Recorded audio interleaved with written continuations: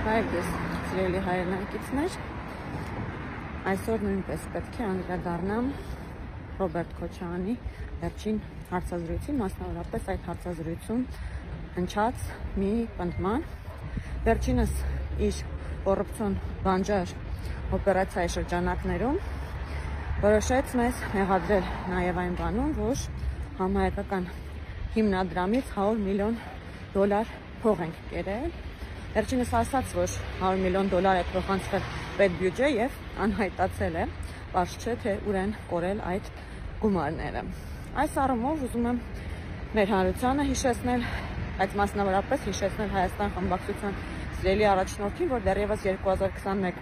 թվականին իրենց իսկ պահանջով ազգային ժողովում ձևավորվել էր քննիչ հանձնաժողով, որը պետք է ուսումնասիրեր Հայաստան համահայկական հիմնադրամից պետբյուջե փոխանցված գումարների ծախսման արդյունավետությունը, եղանակները, ինչի վրա են այդ գումարները ծախսվել եւ այլն։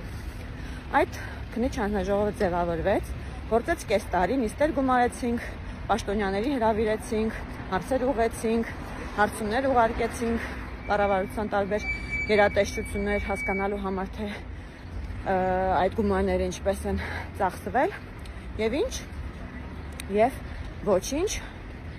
Այդ քննիչ հանձնաժողովի գործունեության ժամկետը ավարտվեց եւ թեև հնարավորություն կար այն երկարաձգելու, մեր ընդդիմադիր գործընկերները այդ ճանապարհով չգնացին,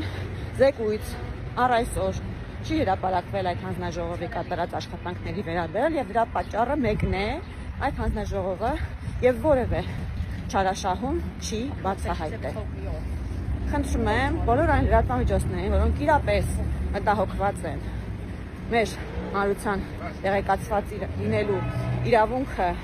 պաշտպանելով, այդ իրավունքը սատարելով եւ այդ իրավունքը առաջ մղելով, հարց ուղղեն Ռոբերտ Քոչարյանի պատգամավորներին։ Վերջիվերջո ինչ բացահայտեց քննիչ հանձնաժողովը համահայկական հիմնադրամի կողմից ծախսված միջոցների վերաբերյալ։ Եղել են չարաշահումներ, թե ոչ, եւ եթե այո, ապա ուր է քննիչ հանձնաժողովի զեկույցը դրա վերաբերյալ։